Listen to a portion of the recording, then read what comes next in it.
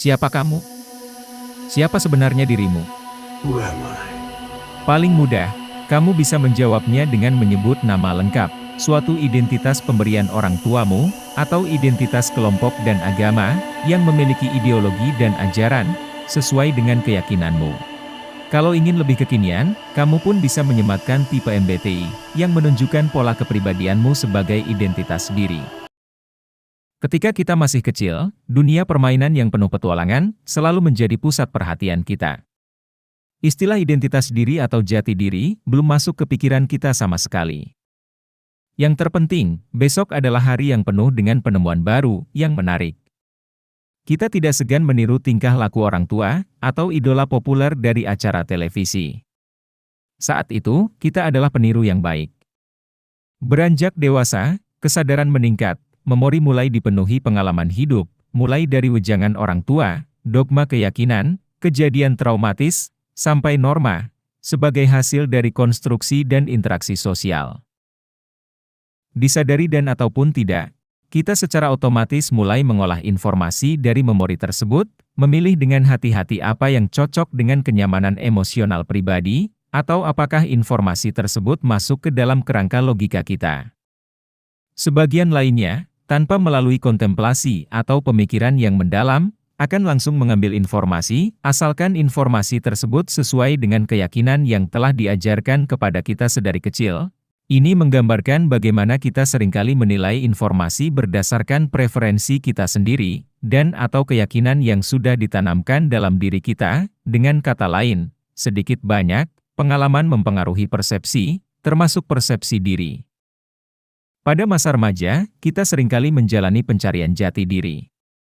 Di saat itu, kesadaran kita tumbuh, kita mulai menyadari banyak hal, dan itu memicu transformasi diri menjadi pribadi otonom, terpisah dari identitas orang tua. Perbedaan pengalaman dan cara pandang, membuat kita pribadi unik dengan kisahnya masing-masing, yang berbeda dengan orang lain. Lantas apakah itu suatu pribadi atau entitas diri? Apakah lingkungan dan pengalaman membentuk identitas diri? Menurut neurosains terkini, satu entitas diri yang permanen itu tidak ada, kita terus-menerus membentuk diri pribadi yang berbeda-beda, sesuai interaksi, situasi dan kondisi yang dihadapi. Ini sejalan dengan 4 arketipe kepribadian Carl Jung. Pola dasar Jung yang berlaku secara universal sebagai konsekuensi ketidaksadaran kolektif. Kolektif artinya kepribadian adalah akumulasi dari keseluruhan evolusi perjalanan manusia yang diwariskan. Teori ini pun dikuatkan oleh penelitian kembar adopsi, yang menunjukkan bahwa 20–60% kepribadian itu bersifat genetik. Karakter dan kepribadian kita dipengaruhi oleh ketidaksadaran kolektif berupa kode gen. Itu bukan berarti nurtur atau pola pengasuhan, dan pengalaman tidak berperan dalam pembentukan karakter, ketidaksadaran personal pun berpengaruh banyak, oleh karena itu INTJ1 berbeda dengan INTJ yang lain, tergantung latar belakang mereka. Kita akan menemukan berbagai varian INTJ, dan 15 arketipe atau pola dasar kepribadian lainnya. INTJ yang besar dengan kultur ketimuran akan berbeda dengan INTJ yang dibesarkan kultur barat. Kesamaan antar INTJ hanyalah garis besar kepribadiannya. Arketipe tidak terbatas 16 kepribadian, ibaratnya, pola dasar atau kerangka dan pondasi utama suatu rumah tidak menggambarkan secara utuh bentuk suatu rumah, dan perlu diketahui, MBTI hanyalah penyederhanaan dari teori Carl Jung.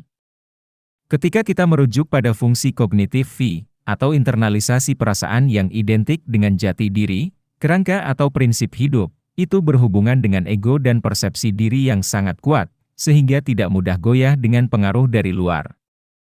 Sebesar apapun pengaruh lingkungan, seketat apapun konstruksi sosial yang mengikat masyarakat, seorang pengguna V tidak akan terpengaruh, karena memiliki definisi tersendiri tentang dirinya, mereka sangat yakin dengan apa yang mereka inginkan. Makanya V-user semisal INFP, ENFP, INTJ, ENTJ, dan lain-lain itu terkesan keras kepala, memiliki keinginan dan kepercayaan diri yang sangat kuat dan egois. Itu karena mereka meminimalisir pengaruh eksternal, dan memagari dirinya dengan prinsip hidup.